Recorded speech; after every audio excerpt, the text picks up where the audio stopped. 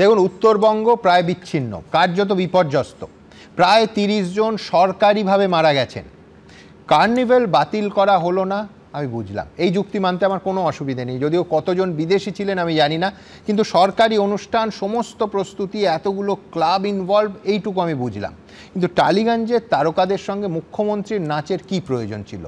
একটা শোক প্রস্তাব নেওয়া যেত যারা নিহত হয়েছেন তাদের জন্য। আচ্ছা, উত্তরবঙ্গে তো বাংলা ছবির প্রচুর দর্শক আছে, দুর্গাপুজো হয়, রাজ্যের একটা অংশের দুরবস্থা, তার কোনো প্রতিফলন বা উল্লেখ বা বার্তা একটা সরকারি অনুষ্ঠানে থাকবে না? উত্তরবঙ্গে ওই মানুষগুলোর কাছে কি বার্তা গেল? আমি বলছি এই উৎসবের নাচটা, সমিতদা, এটাকে অ্যাভয়েড করা গেল না? আমি প্রোগ্রাম ঠিক আছে, আমি বার্তা উল্লেখ করে একটা শোক প্রস্তাব নিলাম, বুঝলাম, কিচ্ছু হলো না। একটা সাংস্কৃতিক অনুষ্ঠান যেটা পূর্ব ঘোষিত, একদম মানচিত। দাঁড়ান, আপনারা নাচতে পারেন না, নাচটা শিখুন না। হ্যাঁ, মানুষ মরে গেলে নাচতে পারি না আমরা। মানুষ মরে গেলে নাচতে পারি না আমরা। একটা কথা বলি, দাঁড়ান সমিতা, আমি মুখ্যমন্ত্রী একটা উদাহরণ দিই।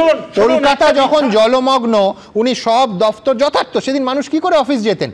বলুন, সুজন চক্রবর্তী মিথ্যা কথা বললেন, সমস্ত ছুটি দিলেন। সেদিন 12টা মানুষ মারা গেছে, মুখ্যমন্ত্রী ঠাকুর রাজ্য ছুটি হয়, ভুল বলেছেন তো। আরে সেদিন সমস্ত সরকারি দপ্তর, স্কুল ছুটি দেওয়া হলো।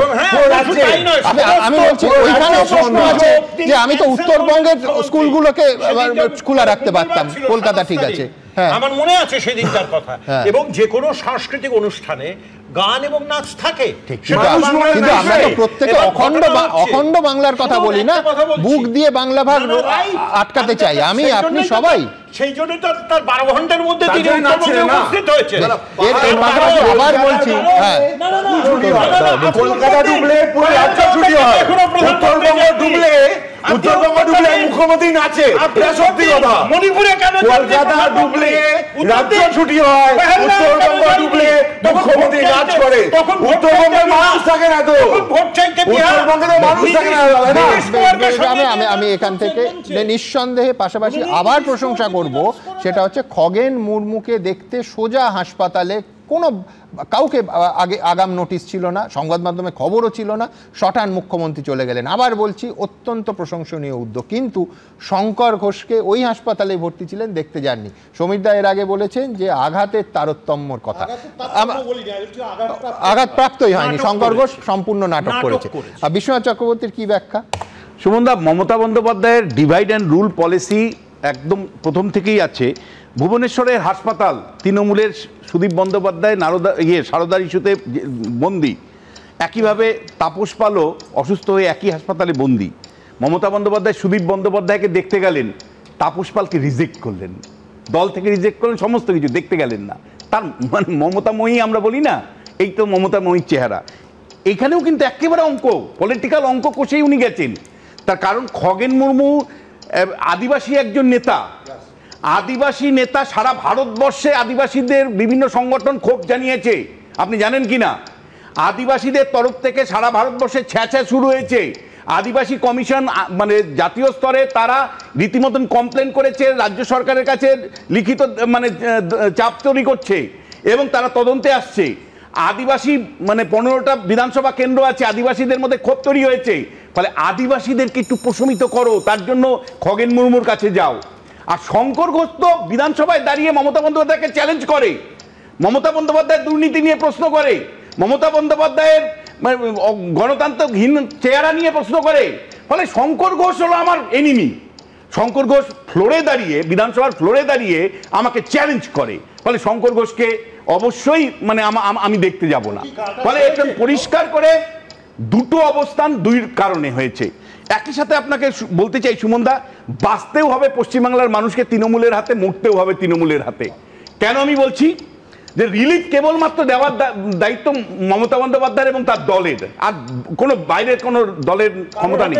কেন উদাহরণটা কেন বলছি, তার কারণটা হলো সূর্যকান্ত মিশ্র তখন বিরোধী দলের নেতা। সূর্যকান্ত মিশ্র বিরোধী দলের নেতা হাওড়াতে রিলিফ দিয়ে ট্রাক নিয়ে রিলিফ দিতে গেছিলেন। তৃণমূল পিটিয়ে সূর্যকান্ত মিশ্রকে বার করে দিয়েছিল বিধানসভার নেতা হিসেবে, পারেননি রিলিফ দিতে। আপনার মনে থাকতে পারে করোনা পিরিয়ডে এই জন বার্লা এখন মানে কান্নাকাটি করে এখন বিজেপির থেকে তৃণমূলে গেছে। সেদিন কান্নাকাটি করছিল, আমি রিলিফ দিতে পারছি না, এমপি আমি, নেতা আমি। আবার সুকান্ত মজুমদার এমপি থেকে শুরু করে একটার পর একটা এমপি এমএলএ, এই দেবশ্রী রায়চৌধুরী যেমন কেন্দ্রের মন্ত্রী উপমন্ত্রী, রিলিফ দিতে যেতে পারছে না কেন? তৃণমূল কংগ্রেস রীতিমতন ঘেরাও করে রেখেছে বাড়িগুলোকে, রিলিফে জানি নাই তো রিলিফ। আপনি বলছেন ত্রাণ দিতে গিয়ে প্রাণ চলে যাওয়ার অবস্থা? ত্রাণ দিতে গেলে প্রাণ যেতে হবে, কারণ ত্রাণ দিয়ে যদি সহানুভূতি তুমি পাও, ভোট যদি পাও, ফলে তৃণমূল কংগ্রেস এই ত্রাণের কাজটা কাউকে দিতে রাজি নয়, ফলে ঝাঁপিয়ে পড়তে হবে। এবং আমি মনে করি গতকাল যে ঘটনা ঘটেছে সেটা পূর্ব পরিকল্পিত এবং মানে মূলত শঙ্কর ঘোষকে অ্যাটাক করার জন্যই এটা করা হয়েছে, শঙ্কর ঘোষকে অ্যাটাক করার জন্যই করা হয়েছে। কিন্তু শঙ্কর মানে যেহেতু অল্প বয়সী ছেলে দ্রুততার সাথে গাড়িতে উঠে পড়েছে, আর একটু বৃদ্ধ বয়সের মানে খগেন মুর্মু উঠতে পারেননি, ফলে শঙ্কর ঘোষ টার্গেট ছিল মূলত। কিন্তু শেষ পর্যন্ত শঙ্কর ঘোষ নিজেকে বাঁচাতে পারেনি। আমি আরেকটি বিষয় আপনাকে খুব পরিষ্কার করে বলতে চাই, সেটা হলো যে দেখুন উত্তরবঙ্গের মানুষ, আমি জানি গত 15 বছর কিভাবে বন লুট করা হয়েছে, কিভাবে পুলিশের একাংশ, তৃণমূল কংগ্রেসের স্থানীয় নেতৃত্ব এবং বনের যে চোরা কারবারি তারা কিভাবে বন ফাঁকা করে দিয়েছে, একটার পর একটা রিসোর্ট তৈরি হয়েছে বনের ভেতরে এবং পরিবেশকে ধ্বংস করা হয়েছে। নদীগুলো মানে উত্তরবঙ্গে 100-র উপরে নদী আছে ছোট বড় মিলে, বড় নদীগুলোর মানে একেবারে বক্ষে, নদী বক্ষের মধ্যে একটার পর একটা বেআইনি নির্মাণ হয়েছে, যেগুলো কলকাতা হাইকোর্টে গ্রিন বেঞ্চে পর্যন্ত চ্যালেঞ্জ হয়েছে। দিনের পর দিন কিন্তু এই লুট হয়েছে এবং আমি বলছি পাহাড়ে যেভাবে টাকা দাও আর বেআইনি নির্মাণ করো, এটা যেটা কলকাতায় দেখেন একই ছবি। ফলে দিনের শেষে আমার প্রশ্নটা হচ্ছে, যখন আগাম সতর্কতা বাণী এসছিল, যখন আবহাওয়া দপ্তর পরিষ্কার করে বলেছিল উত্তরবঙ্গে এই ধরনের ভারী বৃষ্টি হতে পারে, বিপর্যয় হতে পারে, তখন মমতা বন্দ্যোপাধ্যায়ের প্রশাসন কোথায় ছিল? কেন মমতা বন্দ্যোপাধ্যায় সেই সমস্ত দুর্গত এলাকা থেকে মানুষকে নিয়ে এসে নিরাপদ জায়গায় আশ্রয় দেয়নি? তাহলে আজকে 27টা লাশ যেত না। এবং একই সাথে আমি প্রশ্ন করতে চাই যে দেখুন, কার্নিভাল পূর্ব নির্ধারিত অবশ্যই হওয়া উচিত, বিদেশিরা আসবে, মুখ্যমন্ত্রী সেখানে থাকা উচিত, কিন্তু মুখ্যমন্ত্রী দুহাত তুলে নাচছেন, এর ছবিটা ভালো ছবি নয়। যখন মানুষের মৃত্যুর মিছিল যাচ্ছে উত্তরবঙ্গে, তখন মুখ্যমন্ত্রী রাজ্যের প্রধান হিসাবে নাচছেন এবং তার সাথে একদল শিল্পী সাহিত্যিক যাদের মিনিমাম বিবেক থাকলে ওই সময় নাচতে পারেন না। একটা সরকারি অনুষ্ঠানে তারা নাচ করে কি বার্তা দিলেন উত্তরবঙ্গের মানুষের প্রতি, এই প্রশ্ন আমার থাকছে। বিশ্বনাথবাবু নিজেই তো বললেন উনি উত্তরবঙ্গের মানুষ, উনি তো দিব্যি আছেন, দিব্যি আছেন, আনন্দে আছেন, আর স্ট্রিট কর্নারের মতো চিৎকার করে বক্তৃতা করছেন এখানে এসে। তার কারণ হচ্ছে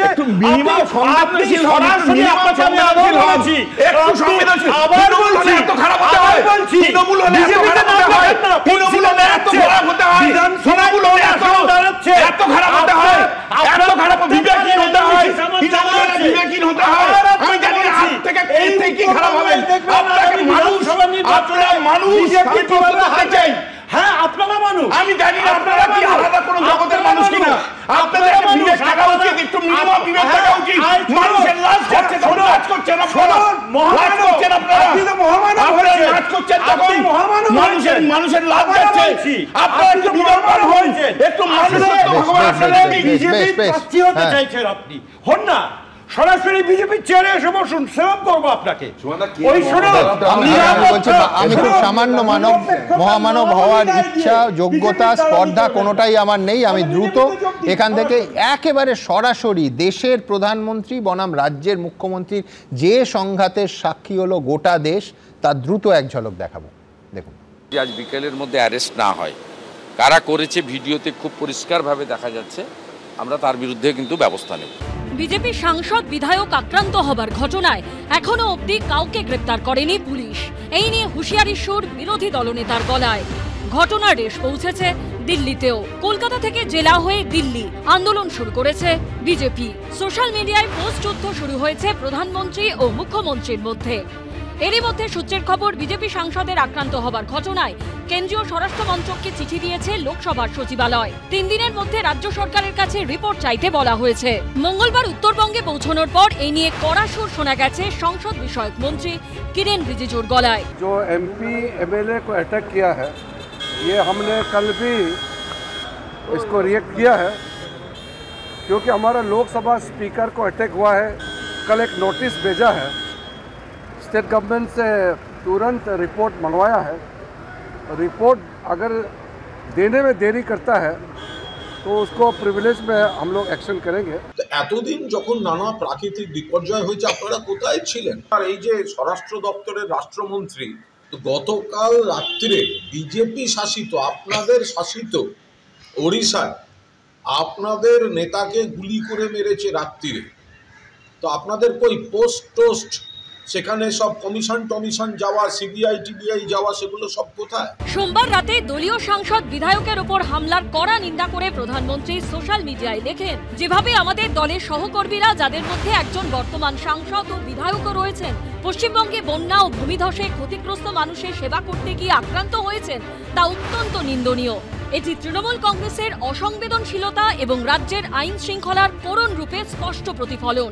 পাল্টা মুখ্যমন্ত্রী সোশ্যাল মিডিয়ায় লেখেন, এই ঘটনা এমন একটা কেন্দ্রে ঘটেছে যেখানকার মানুষ বিজেপির বিধায়ককে জিতিয়েছেন।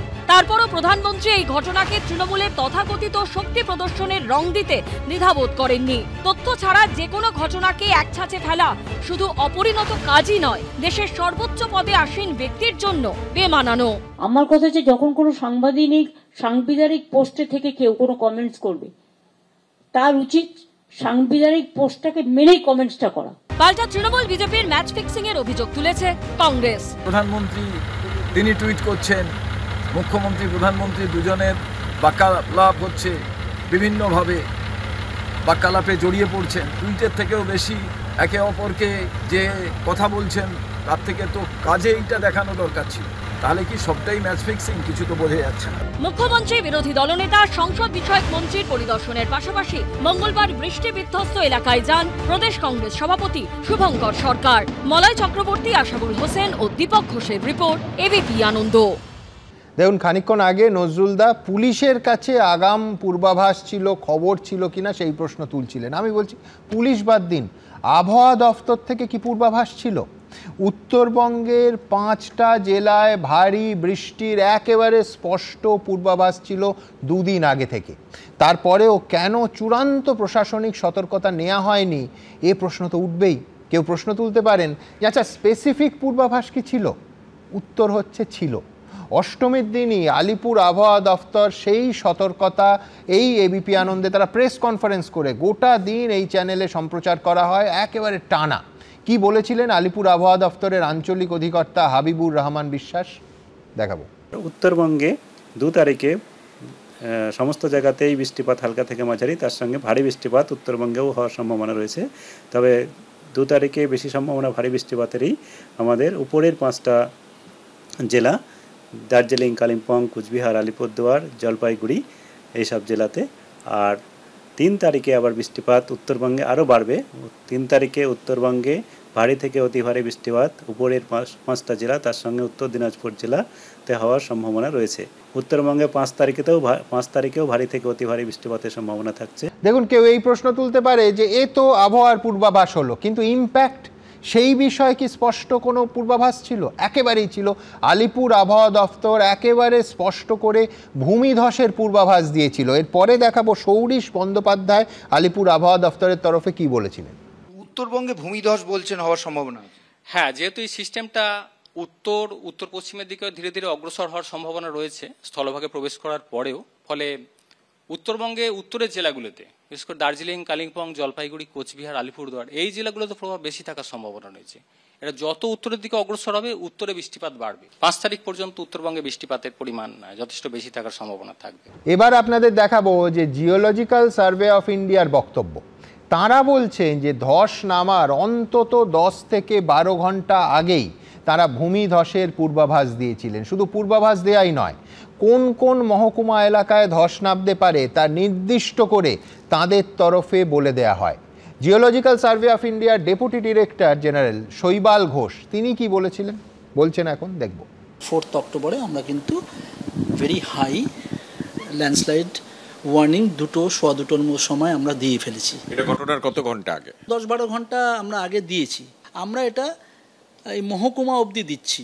আমরা আরও চেষ্টা করেছি যে আরেকটু পিন পয়েন্ট করে বলে দেওয়ার জন্য, যেমন high possibility of landslides in Darjeeling, Pulbazar, Jorebunglow, Sukhiapokhri, Kurseong, Mirik and রংডিন আংলিয়ট and multiple landslides may occur in the above blocks. এইসব জায়গাতেই তো হয়েছে, এইসব জায়গাতেই হয়েছে। দেখুন, আমার এইটা মানতে বিন্দুমাত্র দ্বিধা নেই যে ঘটনা ঘটে যাওয়ার পর, বিপর্যয় হওয়ার পর যুদ্ধকালীন তৎপরতায় এই পশ্চিমবঙ্গ সরকারের প্রশাসন তারা শিবির করেছেন, সেই শিবিরে একটানা সাহায্য পৌঁছচ্ছে, সব ঠিক, কিন্তু একেবারে স্পষ্ট এই বক্তব্যগুলো থেকে যে স্পেসিফিক পূর্বাভাস সত্ত্বেও প্রশাসনিক পর্যায়ে বিপর্যয় আসার আগে চূড়ান্ত সতর্কতা কেন নেওয়া হলো না, এই প্রশ্ন কিন্তু উঠবে। আমার পরের প্রতিবেদনে এই প্রশ্নই তোলা হয়েছে, দেখুন।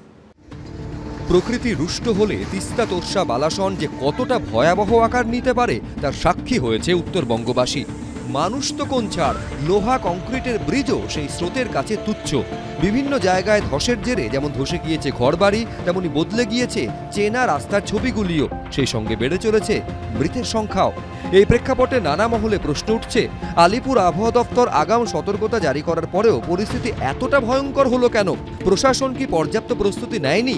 আলিপুর আবহাওয়া দপ্তর বলছে, শনিবার রাতে যে উত্তরবঙ্গে ভারী বৃষ্টি হতে পারে তা 48 ঘন্টা আগেই রাজ্য সরকারকে জানিয়েছিল তারা। আমরা যেটা 7 দিনের পূর্বাভাস দিই, 7 দিনের 7ম দিন থেকেই আমরা উত্তরবঙ্গে বলেছিলাম যে 4 তারিখের থেকে 7 দিনে আপনি পিছনে চলে আসুন। 7 দিনের আগে থেকেই আমরা বলেছিলাম যে উত্তরবঙ্গে ভারী বৃষ্টিপাতের থাকবে। তারপরে ধীরে ধীরে সেটা হলুদ থেকে কমলা থেকে লাল সতর্কতা শুক্রবারেই দেওয়া হয়েছিল। 7 দিনের ফোরকাস্ট যখন আমরা শুরু করি, আমরা তো 7 দিনের বেশি ওয়ার্নিং দিই না। 7 দিনের প্রথম দিনে হ্যাঁ 4 তারিখের আপনার যে ইনসিডেন্ট, তার আগে যে 7 দিনে যে শুরু হচ্ছে সেখান থেকেই আমাদের ছিল। আপনারা যেমন পেয়েছেন তার আগে সেই বুলেটিন প্রথমে সরকারকে দেওয়া হয়, তারপরে আপনাদের দেওয়া হয়। দেশ জুড়ে ভূমিধসের nodal agency geological survey of India, তাদেরও দাবি আগাম সতর্কতা জারি করা হয়েছিল। 4 অক্টোবর আপনি দেখবেন, 4 অক্টোবরে আমরা কিন্তু ভেরি হাই ল্যান্ডস্লাইড ওয়ার্নিং সোয়া দুটোর সময় আমরা দিয়ে ফেলেছি। এটা ঘটনার কত ঘন্টা আগে? 10-12 ঘন্টা, তো 12 ঘন্টা তো হবেই। তাহলে আগাম সতর্কতা সত্ত্বেও দুর্যোগে এত ক্ষতি এড়ানো গেল না কেন? কেন আটকানো গেল না এত প্রাণহানি? সরকারকে প্রশ্ন করছে বিরোধীরা। রাজ্য সরকার, আমি তো বলবো অবশ্যই ব্যর্থ। কলকাতার ক্ষেত্রেও ব্যর্থ, উত্তরবঙ্গের ক্ষেত্রেও ব্যর্থ। সরকারের মূল, তিনি তো গোটা সরকারকে নাচ গানে নামিয়ে দিয়েছেন। একেবারে মহালয়ার আগে থেকে উদ্বোধনে শুরু করে গেলেন এমনভাবে যে ওই অ্যালার্ট ফ্যালার্ট ছাড়ো, আমি এখন উদ্বোধন করব। অথবা ওখানে কে কি বলছে উত্তরবঙ্গ বোঝার দরকার নেই, দাঁড়াও আমি এখন কার্নিভালে নাচবো। তার প্রায়োরিটি 1 ছিল নাচতে হবে। টালিগঞ্জের কিছু চটি চাটাকে নিয়ে নাচতে হবে। কিছু জনকে জোর করে এনেছে, আর কিছু জন সেবা নিতে উচ্ছিষ্ট গ্রহণ করতে এসেছে। মুখ্যমন্ত্রী পাল্টা দাবি করছেন, শনিবার সন্ধ্যে থেকেই প্রশাসন এলাকাবাসীদের সতর্ক করেছিল। যেদিন ঘটনাটা ঘটে 4 তারিখে রাত্রির বেলায়, সেই দিন কিন্তু আমাদের অ্যাডমিনিস্ট্রেশন সন্ধ্যে থেকে অ্যালার্ট করেছিল অনেক মানুষকে, ফলে আরো অনেক প্রাণহানি হতে পারত। কিন্তু অনেকে হয় কি, নিজের বাড়িটা ছেড়ে কেউ যেতে চায় না, নিজের বাড়ি কেউ ছাড়তে চায় না। এটা একটা প্রবলেম হয়, এটা জেনুইন আমাদের সবার ক্ষেত্রেই প্রযোজ্য। ফলে অনেকে হয়তো নিজের বাড়িতে থেকেছিল। কার দোষ কার ভুল, এই প্রশ্নের উত্তর কোনো দিনই কোথাও কোনো রাজ্যে কিংবা কেন্দ্রে পাওয়া যায় না। শুধু যাদের যায় তারা সারা জীবন ভোগে। ঐশী মুখোপাধ্যায়, আবির দত্ত, আশাবুল হোসেনের রিপোর্ট, এবিপি আনন্দ। দেখুন, আবার বলছি যে ঘটনা ঘটে যাওয়ার পর, বিপর্যয় ঘটার পর সরকার যথেষ্ট তৎপর, কিন্তু আগে থেকে সেই তৎপরতা এবং এই প্রায় 30 জন মানুষের মৃত্যু কি আটকাতে পারতো না? চূড়ান্ত পর্যায়ের প্রশাসনিক তৎপরতা কি ছিল? অর্ণব কি বলে? সুমনদা, আমি আস্তে আস্তে SDRF এর যে ওয়েবসাইট, সেই ওয়েবসাইটটা দেখছিলাম। এইবারে যে মানে এই যে বিপর্যয় এসেছে, বা এই যে প্রাকৃতিক যে একটা বিরাট বড় একটা দুর্যোগ এসেছে, এর প্রস্তুতির নেওয়া হয়েছে, মানে এটাকে আটকানোর প্রস্তুতি নেওয়া শুরু হয়েছে এপ্রিল মাস থেকে। আপনি দেখুন, এখনো আছে, ওখানে লেখা আছে যে এই পরিকল্পনা নেওয়া হয়েছে, এই মিটিং করা হয়েছে, এইগুলো করা হয়েছে, এগুলো হয়েছে। যত বড় একটা ক্যালামিটি হয়েছে, যত বড় বিপর্যয় হয়েছে, এই বিপর্যয় আটকানোর মানে তুমি আমায় বলো, এই যে ঘুমন্ত পরিবারটা, বাবা মা এ বাচ্চা মেয়েটা ভেসে গেল, আমি বলছি ইভাকুয়েট করা উচিত ছিল। তো বলছি এটাকে আটকানোর জন্য যা যা দরকার সেইটা এককভাবে রাজ্যের পক্ষে কতটুকু করা সম্ভব সেটা কিন্তু একটু ভাবা দরকার। আমরা কম বয়স থেকে জেনে এসেছি যে উত্তরবঙ্গের যে অর্থনীতি 3টে টির উপর নির্ভর করে, টি, টিম্বার আর ট্যুরিজম। এর মধ্যে আপনি লক্ষ্য করুন যে এই যে 3টে জিনিসের উপর নির্ভর করে, 22 জন MLA হচ্ছে ওখানে বিজেপির, 6 জন MP হচ্ছে ওখানে বিজেপির। 21 সালে ইলেকশনের আগে অমিত শাহ এসে ওখানে প্রস্তাব দিয়েছিলেন এবং ওখানে প্রতিশ্রুতি দিয়েছিলেন যে স্পেশাল প্যাকেজ হচ্ছে চা বাগানের জন্য ঘোষণা করা হবে, এবং ঘোষণা করেছিলেন সেইটার প্রকল্প কিন্তু আসেনি, সেই টাকাও আসেনি। এমনকি এই বছর 11 জুলাই সাংবাদিক সম্মেলন করে চন্দ্রিমা ভট্টাচার্য বলেছেন যে 2330 কোটি টাকা কেন্দ্রের থেকে এই যে ডিজাস্টার ম্যানেজমেন্ট এটার জন্য এখনো পর্যন্ত বকেয়া, সেটা বকেয়া বুঝলাম আমি, তুমি ঠিকই বলছো, কিন্তু আমার প্রশ্ন হচ্ছে যে যদি তাদের ইভ্যাকুয়েট করা যেত এবং এত, তুমি আমার সঙ্গে একমত হবে, এত স্পষ্ট পূর্বাভাস ভূমিধস নিয়ে স্পেসিফিক ফোরকাস্ট, এ তো মানে আমি বলছি যে অত্যন্ত একটা বিরল, বিজ্ঞান উন্নত হয়েছে বলেই এরকম সম্ভব হয়েছে, তারপরেও এই মৃত্যু মিছিল এড়ানো গেল না। এড়ানো গেল না মানে রাজ্যের তরফ থেকে আপনি যেটা বলছেন যে আগে থেকে সতর্ক করে মানুষদের সরিয়ে দেওয়া, সেটা হয়তো করা যেত। কিন্তু আমি বলছি সুমনদা, যে ধরনের প্রাকৃতিক এবং যে ধরনের মানে এনভায়রনমেন্টাল মানে ডিজাস্টার বা ড্যামেজ যা হয়েছে ওই পুরো উত্তরবঙ্গ থেকে আরম্ভ করে আপনি উত্তরাখণ্ড বলুন, হিমাচল প্রদেশ বলুন, এমনকি যেখানে সোনাম ওয়াংচুক আজকে হাঙ্গার স্ট্রাইক করলেন সেই লাদাখে পর্যন্ত যেভাবে প্রকৃতি পরিবর্তন করা হচ্ছে ডেভেলপমেন্টের নামে, সেইটাকে আটকানো কোনো রাজ্যের পক্ষে, বা আমি বলছি যে বিরাট বড় কোনো পরিকল্পনা যদি না হয় তাহলে এটাকে আটকানো কিন্তু সম্ভব নয়। সভায় ওই যে মহিলা গোটা পরিবারটা ভেসে গেছে, প্রাণহানিটা তো আটকানো যায়। সুমন দা, তারপর আমি শুধু আরেকটা কথা বলবো, সেটা হচ্ছে যে আমরা এতক্ষণ পর্যন্ত আপনি প্রতিবেদন দেখালেন যে বাকযুদ্ধ হচ্ছে, আমাদের মাননীয় প্রধানমন্ত্রী টুইট করেছেন, মুখ্যমন্ত্রী রিটুইট করেছেন, সেখানে পাল্টা বলেছেন যে এই অবস্থায় আপনি এরকম কথা বলছেন। আচ্ছা, এই যে আক্রমণ করা হয়েছে কিন্তু সকলে নিন্দা করছে, এমনকি মুখ্যমন্ত্রী পর্যন্ত বলেছেন যে অত্যন্ত খারাপ ঘটনা হয়েছে, এটা একেবারেই হওয়া উচিত ছিল না। কিন্তু এইটার সঙ্গে সঙ্গে যদি মাননীয় প্রধানমন্ত্রী একটা স্পেশাল প্যাকেজ ঘোষণা করেছেন কি? করেননি। জাতীয় বিপর্যয় ঘোষণা করেছেন? করেননি। আমাদের এখানে উনি করেন, যদি গুজরাটে হয়তো উনি করেছেন। গুজরাটে যখন বিরাট বড় বন্যা হয়েছে এই কয়েক বছর আগে, উনি কিন্তু স্পেশাল প্যাকেজ ঘোষণা করেছেন, বিহারেও করেছেন, উনি কিন্তু আমাদের এখানে করেননি। আমাদের এখানে আমি যেটা বলতে এসেছিলাম যে চা বাগান, সেই সঙ্গে সঙ্গে বন্যা নিয়ন্ত্রণের জন্য স্পেশাল প্যাকেজ ঘোষণা করা হবে, এটা অমিত শাহ বলে গিয়েছিলেন। সিকিমের জন্য দেওয়া হয়েছে টাকা, পশ্চিমবঙ্গের জন্য টাকা দেওয়া হয়নি। এই যে আমি বলছি যে এটা যদি কেন্দ্র রাজ্য একত্রে এটাকে আটকানোর জন্য লম্বা পরিকল্পনা না নিয়ে কাজ করা হয়, তাহলে প্রতি বছর আমরা দেখতে পাবো এই ধরনের ঘটনা বারবার করে ঘটবে। আদর্শ আশা কেন্দ্র রাজ্য একত্রে, এই হচ্ছে কেন্দ্র রাজ্যের সম্পর্ক, যা প্রতিদিন রাজ্যবাসী যা সাক্ষী হয়। কথা বললেন, আমি ওনার কথা শুনে এক্ষুনি দেখছিলাম, উনি ওয়েবসাইট দেখে এসে বললেন এপ্রিল মাসে খবরটা পড়ছিল, আমি এই SDRF এর ওয়েবসাইটটা খুললাম, ওদের লাস্ট নোটিফিকেশন, লাস্ট কোনো পোস্ট হয়েছে 18/11/2024-এ। অর্ণবদা মনে হয় ভুল করে SDRF দেখার জায়গায় কোনো জ্যোতিষীর কোনো ওয়েবসাইট দেখে কথাগুলো বলছেন, ফার্স্ট। সেকেন্ড হচ্ছে, আচ্ছা, হোম অ্যান্ড হিল অ্যাফেয়ার্স এর মন্ত্রীটা মমতা বন্দ্যোপাধ্যায়। আচ্ছা, স্টেট লেভেল ডিজাস্টার ঘোষণা কেন করা হয়নি? স্টেট লেভেল ডিজাস্টার যদি ঘোষণা করা হয়, যা ক্ষয়ক্ষতি হয় 75% কেন্দ্র দেয়। SDRF যে ফান্ডটা হয়, SDRF ফান্ডের 75% টাকা কেন্দ্র দেয়, তাহলে সে কেন্দ্রীয় টাকা দিচ্ছে।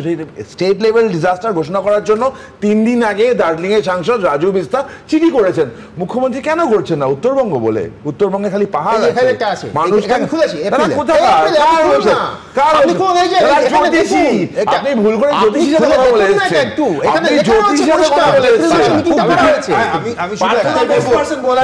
আমি আবার বলছি যে এই 4 মাসের প্রস্তুতির যদি এই উদাহরণ গত 4 দিন ধরে যা হয়েছে দেখিয়েছে, দুর্ভাগ্যজনক প্রস্তুতি আর কিছু হতে পারে না। ফলে এক যে GSI এদের একটা ম্যাপিং রয়েছে অলরেডি, যে কোন কোন জায়গাগুলো ল্যান্ডস্লাইড প্রোন, 2 এতখানি বৃষ্টি আসবে এটা আবহাওয়ার পূর্বাভাস বলছে। ফলে এটা বুঝতে অসুবিধা হয় না যে খুব দ্রুত হচ্ছে যে নদীতে হচ্ছে যে বান আসবে, এবং এই নদীর পাশের জায়গাগুলো সবচেয়ে বেশি ভানারেবল। ফলে এখানে প্রথম কাজ ছিল যে কোনো প্রশাসনের, কোনো রকেট সায়েন্স দরকার না, নিচু জায়গা বলতে নদীর ধারের জায়গা, সেখানে যে বসতি, দোকান, বাজার, হাট, বাড়ি, এখান থেকে যদি লোকগুলোকে সরিয়ে নিতে পারতেন, তাহলে প্রথমেই হচ্ছে যে 30 জন মানুষের প্রাণহানি আমরা অ্যাভয়েড করতে পারতাম। আর লাস্ট যেটা হচ্ছে শিক্ষার কথা বলছেন, আমি হচ্ছে একটা শিক্ষা যদি নিতে পারেন, যে এই যে নদীবক্ষ দখল করা, আমরা তো এখানে হচ্ছে বেআইনি জমি দখল বলি, জলাভূমি দখল, ওখানে নদীর বুক দখল হচ্ছে, ওখানে জঙ্গল দখল হয়ে যাচ্ছে, এবং এটা যদি প্রশাসন রাজনীতি উত্তরবঙ্গে যারা নিয়ন্ত্রণ করে তাদের একটা বড় অংশ, আমি খুব নরম করে বললেও তারা টিম্বার মাফিয়া। একদম তাই। এই দল, আমি শাসক বিরোধী সবাইকে বলছি, দল বদলগুলো লক্ষ্য করবে, যে এই প্রশাসন ব্যবস্থা নেয় অন্য দলে চলে যায়, দিনের পর দিন এই ঘটনা হয়েছে। এবং আমি বলছি যে এই যে স্যান্ড মাফিয়া যারা আছে তারা হচ্ছে উত্তরবঙ্গের অর্থনীতির একটা বড় অংশ নিয়ন্ত্রণ করছেন, এবং এই যে নদী খাত পাল্টাচ্ছে তার জন্য এত মানুষ মরছে, জায়গা জায়গা থেকে আনপ্রেডিক্টেবল হয়ে যাচ্ছে, প্রশাসনের ভূমিকা নেই। এবং আপনি লাস্ট যেটা বললেন যে দলবদল, এটা কেমন ফ্যাক্টর? এটা আজ সন্ধ্যেও ফ্যাক্টর। আমি একটু আগে বললাম না যে মাদারিহাটে গত ডিসেম্বর মাসের উপনির্বাচনে বিজেপির প্রার্থী যিনি ছিলেন তিনি হচ্ছেন আজকে সন্ধ্যাবেলায় দলবদল করে তৃণমূলে গেছেন। আবার দেখুন সেই বাণিজ্যের কোনো ইকুয়েশন লুকিয়ে আছে কিনা। আমি এইখান থেকে একেবারে সরাসরি যে বিপর্যয়টা হয়ে যাওয়ার পর এই যে ভিভিআইপি মুভমেন্ট, এই যে লাল বাতি নীল বাতির গাড়িতে ছেয়ে যাওয়া প্রত্যেকটা ঘটনায়, এটা আদতে সত্যি সত্যি রিলিফ যে কাজ, যে ত্রাণ কার্য, সেটাকে কতটা ব্যাহত করে এই প্রশ্ন আজ নয় বারবার আমরা তুলেছি। আমি দ্রুত প্রতিবেদনটা নেব, তারপর আমার পরের বক্তা সলিল ভট্টাচার্যের কাছে আসবো। দেখুন, রবিবার থেকে উত্তরবঙ্গকে তছনছ করে দিয়েছে প্রাকৃতিক বিপর্যয়। এরপরই একে একে সদল বলে ঘটনাস্থলে পৌঁছতে শুরু করেন মুখ্যমন্ত্রী, রাজ্যপাল, বিরোধী দলনেতা, কেন্দ্রীয় মন্ত্রী, বিরোধী দলের রাজ্য সভাপতি, বিধায়ক, সাংসদরা। আর এর জেরেই সামনে এসেছে সেই পুরনো কিন্তু গুরুত্বপূর্ণ প্রশ্ন, তা হলো কোথাও বড় ধরনের কোনো প্রাকৃতিক বিপর্যয় কিংবা দুর্ঘটনা ঘটলেই সঙ্গে সঙ্গে কেন ছুটে যান রাজনৈতিক ভিভিআইপিরা? তাদের সামলাতে গিয়ে কি প্রশাসনের উদ্ধার কাজ ব্যাহত হয় না? প্রধানমন্ত্রী, মুখ্যমন্ত্রী, রাজ্যের মন্ত্রী কিংবা কেন্দ্রের মন্ত্রীরা তো আর নিজের হাতে উদ্ধার কাজ করেন না, করে পুলিশ, সেনা কিংবা বিপর্যয় মোকাবিলা দলের সদস্যরা। তাহলে ভিভিআইপিরা দল বেঁধে ঘটনাস্থলে গিয়ে কি সুবিধার বদলে অসুবিধাই তৈরি করেন না? এতে তাদের রাজনৈতিক সুবিধা হলেও দুর্গতদের ভোগান্তি কি আরো বাড়ে না? সকলেরই তো যাওয়া দরকার নেই। এখন হয়তো সামনে ভোট বলে একটা ট্যুরিজম হচ্ছে, মানে ভিআইপি ট্যুরিজম, তো সেটা না হওয়াই ভালো। এই কারণে যে অতিরিক্ত ভিআইপি গিয়ে হাজির হলে যা হয়, প্রশাসনটা ওই সমস্ত ভিআইপিকে ঘিরে ব্যস্ত হয়ে পড়ে, তখন আর ওই দুর্গত মানুষদের দিকে তাকানোর কেউ থাকে না। এটা হওয়া উচিত নয়। প্রাক্তন আমলা হিসাবে বিভিন্ন সময়ে ত্রাণ বিলির কাজে যুক্ত থেকেছেন জহর সরকার, একই মত তারও। প্রাইম মিনিস্টার গেলে একটি ব্লু বুক আছে, ব্লু বুক, সে আমাদের ব্লু বুক ফলো করতে হতো। ব্লু বুকে যদি কিছু 19-20 হয়ে যায় তবে কিন্তু জেলা শাসকের গলা যাবে। মুখ্যমন্ত্রীর ক্ষেত্রে আর একটা বুক, এত মোটা, সব কি করতে হবে না করতে হবে, বিরোধী দলের নেতাদের কিভাবে সৌজন্য দেখাতে হবে ইত্যাদি। আচ্ছা, এই নিয়েই যদি ব্যস্ত থাকে তবে ত্রাণটা করবে কখন? এটা একেবারেই ঠিক, মানে সরকার পক্ষেরও এবং যারা বিরোধী পক্ষ দুজনই ভুল করছে। যেরকম ইলেকশনের একটা কোড অফ কন্ডাক্ট আছে, এই রিলিফের ক্ষেত্রেও একটা কোড অফ কন্ডাক্ট। পর্যটন প্রেমীদের স্বর্গ উত্তরবঙ্গ এখন তছনছ। সেই সুযোগে কি শুরু হয়েছে রাজনৈতিক পর্যটন? প্রশ্ন উঠছে বিভিন্ন মহলে। কৃষ্ণেন্দু অধিকারী, উজ্জ্বল মুখোপাধ্যায়, আশাবুল হোসেন, এবিপি আনন্দ। দেখুন, আবার ফ্ল্যাশব্যাকে যাব। উস্তিতে যখন পরপর ডাকাতি হচ্ছিল, বুদ্ধদেব ভট্টাচার্য ভ্যান রিক্সা করে স্পটে ছুটে গেছিলেন। জেলা শাসক সম্ভবত তখন ছিলেন আলাপন বন্দ্যোপাধ্যায়। সেদিনও স্রোতের বিরুদ্ধে গিয়ে আমরা খুব স্পষ্ট করে বলেছিলাম যে ডাকাত ধরতে, পুলিশকে সক্রিয় করতে স্বয়ং মুখ্যমন্ত্রীকে যেতে হবে কেন? যদিও সেটা ছিল ভ্যান রিক্সা, কনভয় নয়। আজও বলছি, বিপর্যয়ের পর গুচ্ছ গুচ্ছ ভিভিআইপিদের ঘটনাস্থলে ছুটে যেতে হবে কেন? এটা ডিজাস্টার ট্যুরিজম বলে ইংরেজিতে একটা কথা আছে, এটা কি ডিজাস্টার ট্যুরিজম নাকি? তাদের যাওয়া নিয়ে আমাদের কিন্তু কোনো আপত্তি নেই। আপত্তি এইখানে যে এই ভিভিআইপিদের নিরাপত্তার ব্যবস্থা করতে ওই সংকটের মধ্যে গোটা পুলিশ প্রশাসনকে ঝাঁপিয়ে পড়তে হয়। আমার পরের বক্তা সলিল ভট্টাচার্য। সলিলদা, আপনি তো বহুবার এই পরিস্থিতি ফেস করেছেন। এই যে প্রোটোকলের গুঁতো, এই জহরদা খানিকক্ষণ আগে বলছিলেন ব্লু বুক ফলো করতে হয়, তো এই গুঁতোতে উদ্ধার কাজ বা ত্রাণ কাজ সত্যি কতটা ব্যাহত হয় বলুন তো? সুমন, দেখো, আমি তোমার সঙ্গে একমত। উস্তির যে ঘটনা ঘটেছিল, একটা 396 হয়েছিল, ডাকাতি মার্ডার। দেখো, তোমার এই যে নেতারা যাচ্ছে কনভয় নিয়ে যাচ্ছে, সে শুভেন্দু অধিকারী বলো, শুভঙ্কর সরকারই বলো, মমতা ব্যানার্জি, তারা গিয়ে কাজের কাজ কিছু করছে না। এ কাজ তো করবে ব্যুরোক্রেটসরা, ব্যুরোক্রেসি করবে। হ্যাঁ, তারা যা যা করবে এখান থেকে ইনস্ট্রাকশন। হ্যাঁ, বুঝতে পারলাম সিএম এর প্রেজেন্সটা, it has got a weight, কিন্তু সেটা এখন নয়।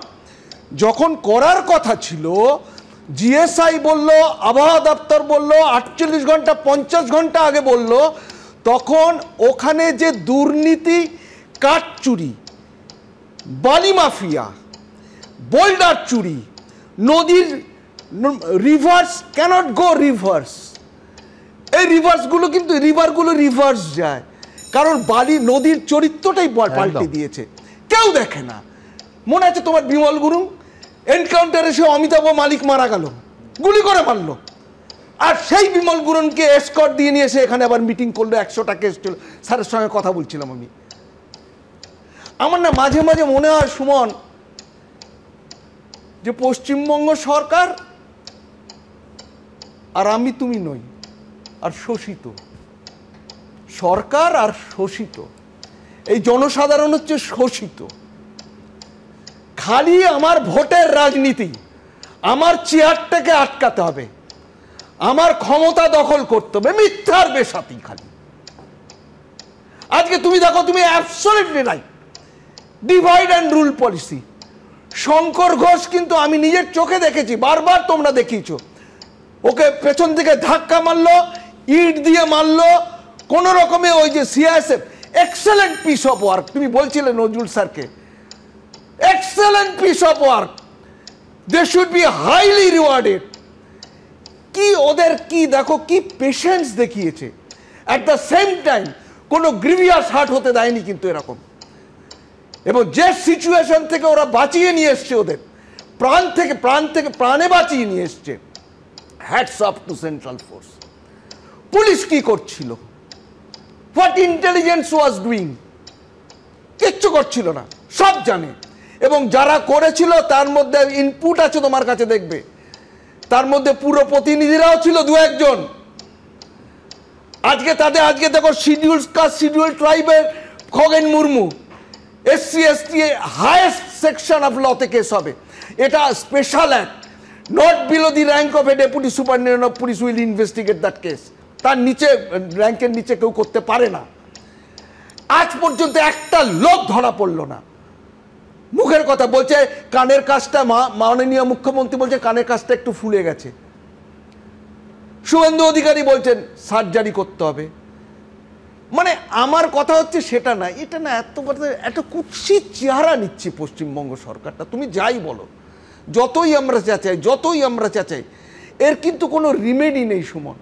তুমি তো, আমি hats off to your archive, তুমি হিঙ্গলগঞ্জ বলেছো, মঙ্গলকোট বলেছো, ভাঙর বলেছে, আমার নিজের চোখের সামনে Abdul Rezzak মোল্লাকে, and I was the person who put Arabul Islam under arrest in this regime, for which I was called to writers building. You know that? যে your retirement time is ensuing. আপনার কিন্তু আর সময় নেই, এই সময় কি উত্তর বাংলায় যাবেন? মাই গড, আজকে আমি বলতে বাধ্য হলাম। So I have that guts, আমার বলার ইচ্ছে আছে, বলার ক্ষমতা আছে, আমি বলতে পারবো। এই সময় আমি আরাবুল ইসলামকে বলুক, সমিতদা জানে ভালো করে, আমি কি জানি, এই সময় অ্যারেস্ট হয়েছিল বলেছিলেন, এবং সে যেটা করেছিল, series of vehicle were put under burn, মানে জ্বলন্ত জ্বালিয়ে দেওয়া হয়েছিল, রেজ্জাক মোল্লাকে রাস্তায় ধরে পেটানো হয়েছিল, একদম ব্লিডিং ইনজুরি হয়েছিল, তখন ওই একই কথা বলা হয়েছিল যে মানুষের ক্ষোভ, স্বতঃস্ফূর্ত বিক্ষোভ। সমিতদা, না, এটা সলিলবাবুর জাগ্রত বিবেককে আমি অভিনন্দন জানাই, কুর্নিশ জানাই। তবে যেদিন সলিলবাবুকে যে বা যারা বলেছিল উত্তরবঙ্গে যাওয়ার জন্য প্রস্তুতি নিতে, তখন যদি সলিলবাবু এই কথাগুলো প্রকাশ্যে বলতেন, আমার মনে হয় ভালো হতো। তার কারণ হচ্ছে আরো বিবেকটা, কারণ হচ্ছে রুদ্ধদ্বারে কে আপনাকে কি বললো, তার সত্য কি আমার জানা নেই, আমি কি করে উত্তর দেবো? তার কারণ সুমন বাবু, আপনি আমার দিকে হাতটা গেছেন না, আমি কি বলেছি নাকি আমি সেখানে উপস্থিত ছিলাম? আপনার দল প্রশাসন যারা চালাচ্ছেন তারা আপনার দল সরকার চালাচ্ছে দাদা, বদলিটা বলুন না, আপনি কি খুশি উপস্থিত ছিলেন? আপনিও ছিলেন না, আমিও না, কিন্তু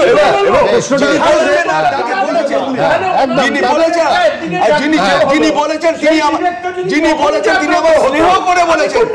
তিনি আমাকে স্নেহ করতেন, তাই বলেছেন। বলেছেন আবার বলছি তুমি তোমাকে রেস্ট্রেন করো। আমি বলছি বিদ্যাসাগর মশাই কবে বলে গেছেন স্নেহ অতি বিষম বস্তু, স্নেহ কতটা বিষম বস্তু সেটা বোধহয় আজকে পরিষ্কার হয়ে গেল। বেশ, আমি ইতিহাস থেকে আবার বর্তমানে ফিরবো, তার কারণ এটা মারাত্মক ঘটনা, মারাত্মক প্রবণতা, একেবারে পরিষ্কার। দেখুন, একটা বিপর্যয় হয়েছে, দুজনকেই আমি থামালাম, একটা বিপর্যয় হয়েছে, এই জিনিস মানতে হবে।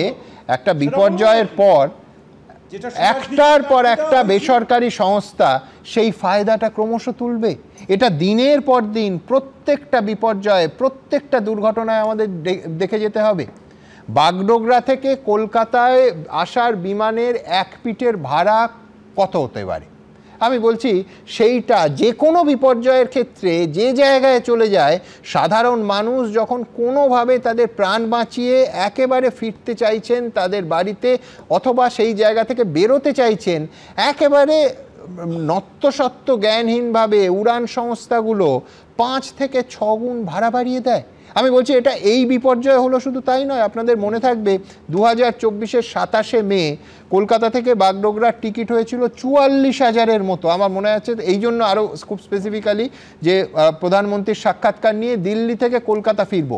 আমি বলছি প্রত্যেকটা, তখন রেমাল বলে একটি ঘূর্ণিঝড়, কার্যত ঘূর্ণিঝড় নয়, কলকাতা এয়ারপোর্টে একটু জোরে বাতাস চলাচল হয়েছিল, তাতে ফ্লাইট বন্ধ হয়ে গেছিল। কিন্তু যে ফ্লাইটগুলো পরের দিনও রাতারাতি দিল্লি থেকে কলকাতার ভাড়া প্রায় 50,000 হয়ে গেল এক পিঠের। আমি বলছি ঠিক এক জিনিস এই বিপর্যয়ে আমাদের এই রাজ্য আবার সাক্ষী হলো, এবং এইখানে অবশ্যই তরুণজ্যোতি মানে কেন্দ্রীয় সরকারের স্পষ্ট ভূমিকা আছে যে এই বেসরকারি সংস্থাগুলোর দুর্যোগের খারাপ সময়ের ফায়দা যাতে না তুলতে পারে, মুনাফা না তুলতে পারে, একেবারে পরিষ্কার সেই বিষয়ে হস্তক্ষেপ করতে হবে এবং দ্রুত করতে হবে। যখন একেবারে আবার পরিস্থিতি প্রায় স্বাভাবিক, তখন স্বাভাবিকভাবে ভাড়া নেবে এলে কারুর কিছু যায় আসে না, কিন্তু প্রত্যেকবার মানুষের বিপর্যয় থেকে কেন এইভাবে ফায়দা তোলা? একটা বেসরকারি সংস্থা, একাধিক বেসরকারি সংস্থা দিনের পর দিন কেন মানুষের এই দুর্ভাবনার, এই দুর্যোগের থেকে একেবারে বাণিজ্যিক ফায়দা তুলবে? আবার এই প্রশ্ন আমাদের করতে হলো। পরের প্রতিবেদন।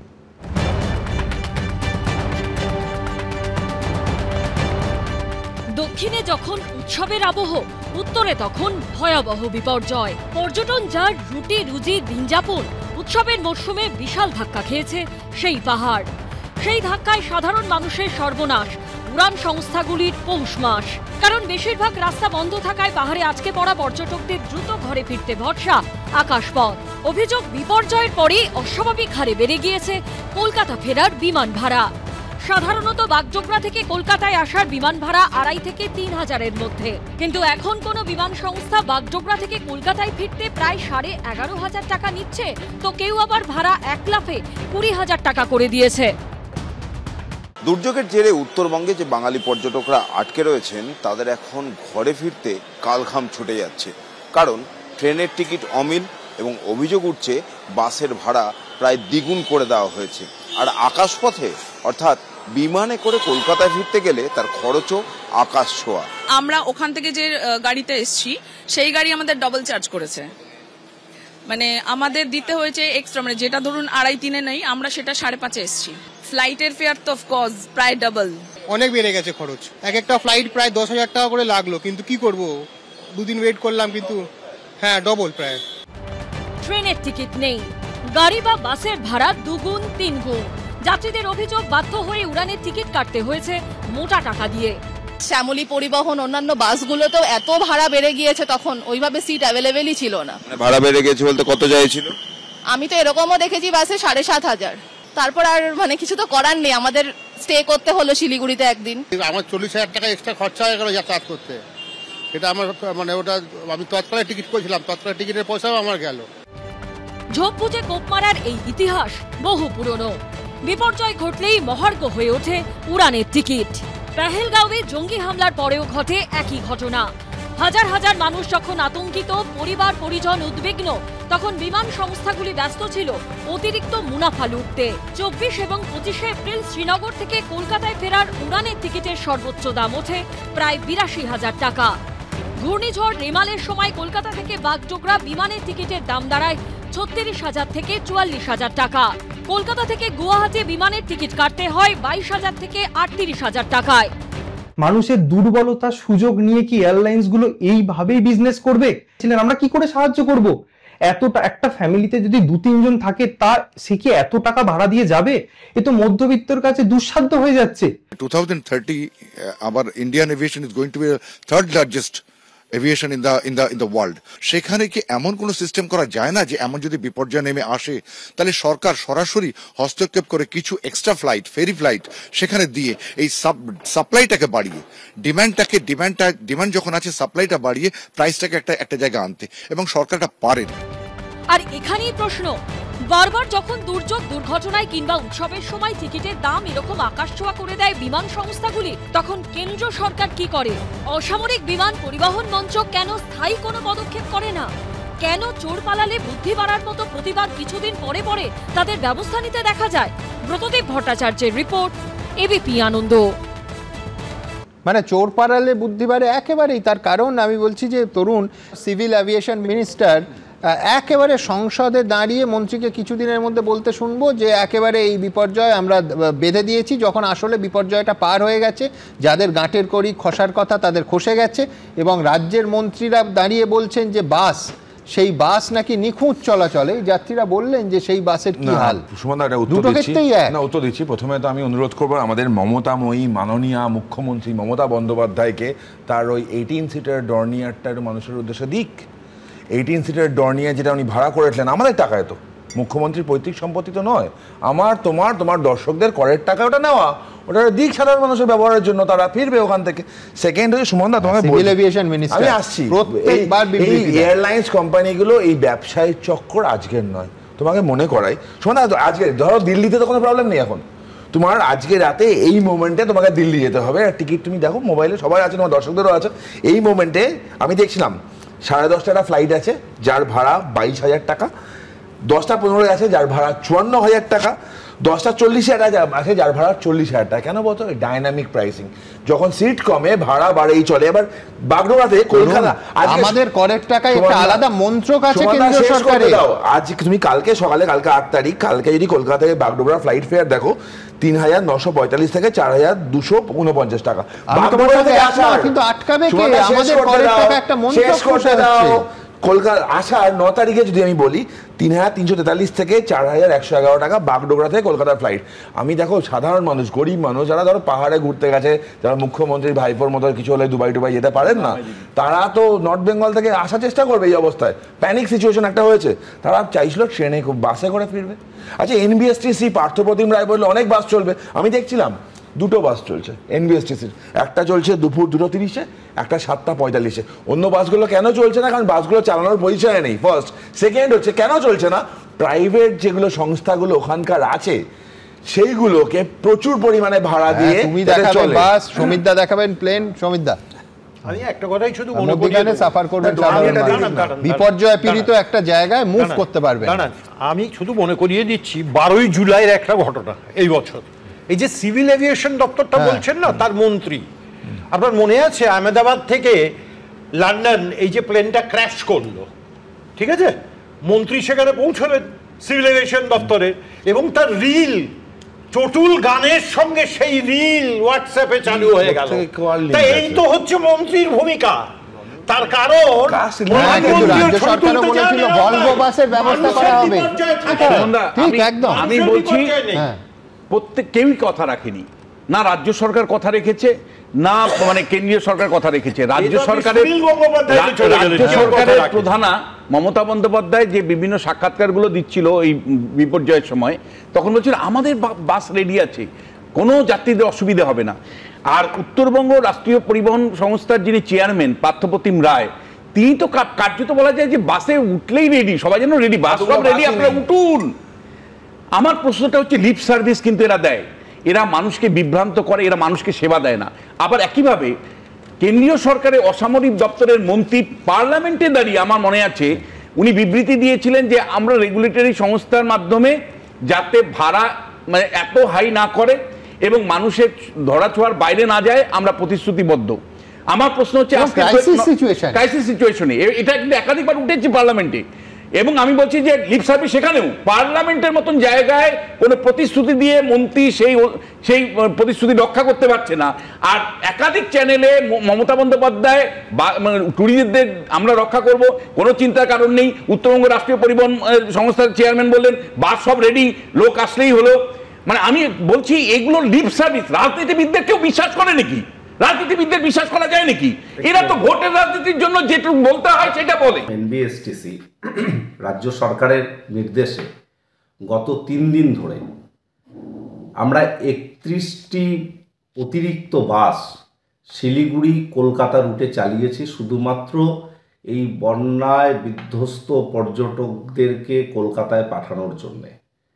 এবং আমরা সারা রাত ধরে গত পরশুদিন গাড়ি চালিয়েছি। আমাদের আধিকারিকরা বসেছিলেন শিলিগুড়ি তেনজিং নরগে বাস টার্মিনাস থেকে, গোটা বিষয়টি মনিটরিং করেছে। আমি দায়িত্ব নিয়ে বলছি, বিশ্বনাথ বাবু না জেনে এই ধরনের মন্তব্য করবেন না। আমরা অতিরিক্ত বাস পরিষেবা গত 3 দিন ধরে চালিয়েছি এই ক্রাইসিসকে ম্যানেজ করবার জন্যে। আর আপনারা শুধুমাত্র বিষোদ্গার করবার জন্যে, রাজ্য সরকারকে বদনাম করবার জন্যে, এনবিএসটিসিকে বদনাম করার জন্য এই ধরনের মিথ্যাচার করছেন। আপনাদেরকে ধিক্কার জানাই। আমি এটা ঠিক, আমি আপনাকে শুধু দুটো অ্যাড করে দিচ্ছি যে দেখবেন মহামারীর সময় অতিমারিত হচ্ছে যে ওষুধ, সেই সময়টা ওই বিপর্যয় মোকাবিলার দাম একদম এন্ডলেস চলে যায়, কোনো নিয়ন্ত্রণ থাকে না সরকারের। আপনি এই যে এত বড় উত্তরবঙ্গের বিপর্যয় হচ্ছে, যে সেখানে দাঁড়িয়ে অন্তত অসামরিক বিমান মন্ত্রক তাদের একটা নিয়ন্ত্রণের কথা আপনিও বললেন বারবার, থাকে না। ফলে আপনি প্রত্যেকটা ক্ষেত্রেই দেখবেন এই বেসরকারি সংস্থাগুলো প্রায় একটা সিন্ডিকেটের মতো একটা আচরণ তৈরি করে, যে যেখানে দাঁড়িয়ে যে প্রাইসের লিমিট হচ্ছে আপনি দেখবেন কি অত্যাশ্চর্য। কলকাতা শহরেও আমি বলছি রাজ্য সরকারও এই আলোচনায় আসা উচিত যে যদি কলকাতায় যেদিন প্রবল বৃষ্টি হয় সেদিন ওলা উবের ইনড্রাইভের দাম আপনি দেখবেন যে কি হয়, সেটাও হচ্ছে ব্ল্যাকমেইল। আমি আবার বলছি সেটা এক ধরনের সিন্ডিকেট। ফলে এই জিনিসটা কোথাও বন্ধ হওয়া দরকার, অর্থাৎ গভর্নমেন্ট আছে ইন্টারভেনশনের জন্য ফর দ্য পিপলস ইন্টারেস্ট।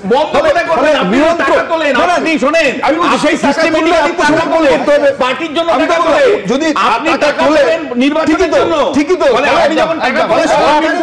ওই টাকা থেকে। কিন্তু এই মুহূর্তে সব থেকে বড় খবর, এই আলোচনা যখন করছি, হিমাচল প্রদেশের বিলাসপুরে ধস নেবে 10 জন মানুষের, আমাদের সহনাগরিকের মৃত্যু হয়েছে। আবার বলছি, আমি বলছি প্রকৃতির প্রতিশোধ বলবেন, মানুষের পাপ বলবেন, নাকি এই লোভের কারণে যেভাবে প্রকৃতিকে কার্যত মানুষ ধ্বংসের মুখোমুখি দাঁড় করে গিয়েছে।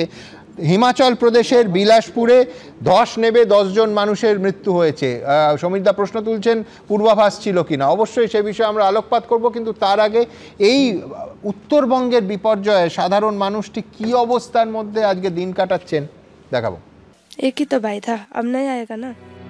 একের পর এক মৃত্যু, হাহাকার। উত্তরবঙ্গে ভয়ঙ্কর বিপর্যয়, কেউ ঘর হারিয়েছেন, কেউ হারিয়েছেন স্বজন। সবচেয়ে বেশি ক্ষতি হয়েছে মিরিকে। নিজ গ্রামের এই বাড়িতে ঘুমের মধ্যেই মৃত্যু হয়েছে এক নাবালক ও এক নাবালিকার। একজনের বয়স 9, আরেকজন 11।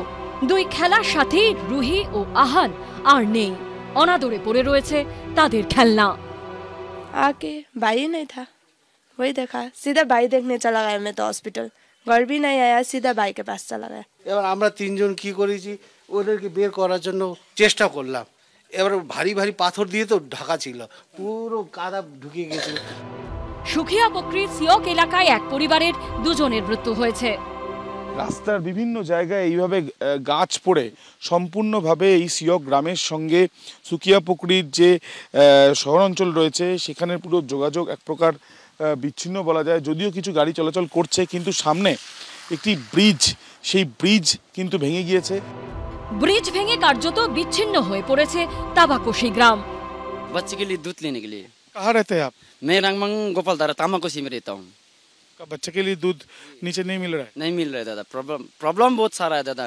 रास्ता खराब है, गाड़ी घोड़ा कुछ भी नहीं चल रहा है, तो इसीलिए पैदल जाना पड़ेगा दादा। कितना किलोमीटर आप पैदल जाए? अभी 5 किलोमीटर पैदल जा रहा हूँ। अभी 3-4 दिन हो रहा है, कोई रास्ता का भी कोई रेस्क्यू नहीं कर रहा है दादा, रास्ता भी साफ नहीं कर रहा है।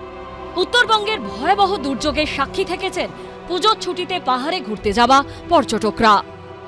একের পর এক পর্যটকরা পাহাড় ছাড়ছেন, তার কারণ একদিকে বৃষ্টিপাত টানা, অন্যদিকে যে ধসের ঘটনা ঘটছে বিভিন্ন জায়গায়, তাতে কোনো জায়গায় রাস্তা বন্ধ, মৃত্যুর ঘটনা পর্যন্ত ঘটেছে। সেদিনকে দেখলাম সকালবেলা পুলিশের অনেকগুলো গাড়ি এলো, 7-8টা গাড়ি এসে মিরিক লেকের পাশ থেকে একটা লাশ তুলে নিয়ে গেল। উপর থেকেই ওটা স্লাইডের ফলে ক্ষতিগ্রস্ত, পুরো বাড়িটাই লেকের ধারে পড়ে যায়।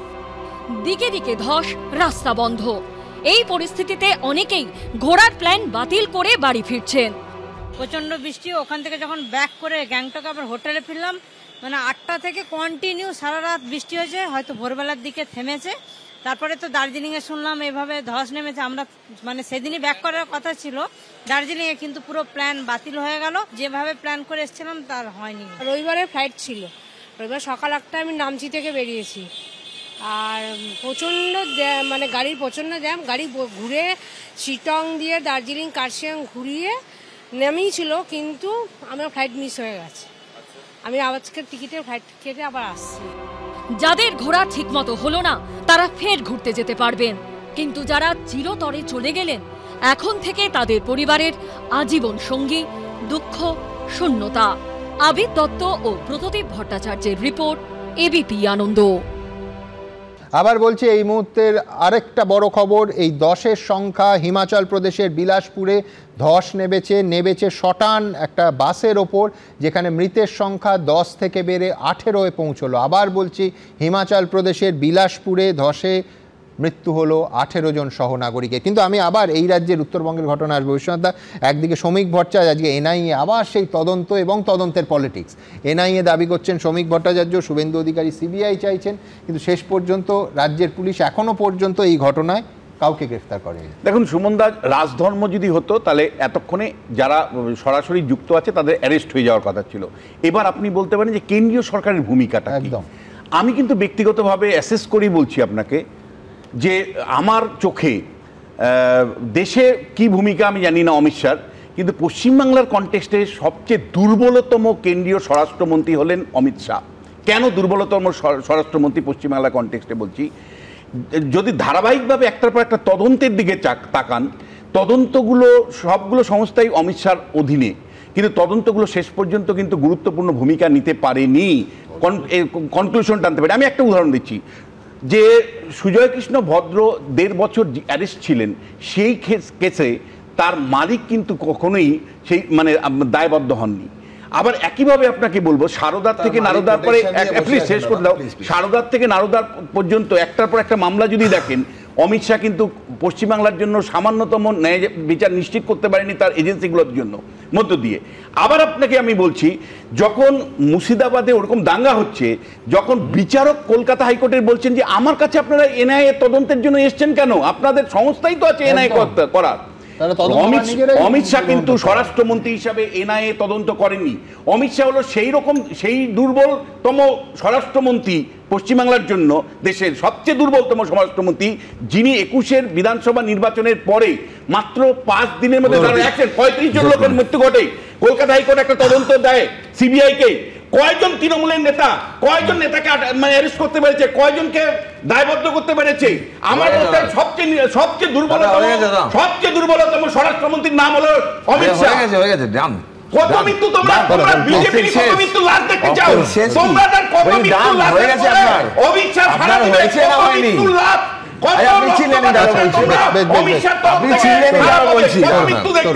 ফার্স্ট হচ্ছে যে মানে সুজয় কৃষ্ণ ভদ্রর মালিককে ধরতে পারেনি, তার কারণ হচ্ছে রমেশ মালিক, যে মামলাটার প্রেক্ষিতে সুজয় কৃষ্ণ ভদ্রর কণ্ঠস্বর নেওয়া হলো এবং মামলা প্রোগ্রেস করছিল, সেই মামলাটা সুপ্রিম কোর্টে আজও স্টে হয়ে পড়ে আছে। ফার্স্ট। সেকেন্ড, সিবিআই তদন্ত যেগুলো পশ্চিমবঙ্গে চলছে, যেগুলো সবকটাই চলছে কোর্ট মনিটরড। থার্ড, অমিত শাহর এগেইনস্টে ওনার পার্সোনাল কি রাগ আছে না আছে আমি জানি না, কোর্ট মনিটর ইনভেস্টিগেশন চলছে, আমরা লড়াইটা লড়াই নেব, আমাদের লড়াই আমরা লড়ছি, আমাদের লড়াইটা আমরা লড়ছি,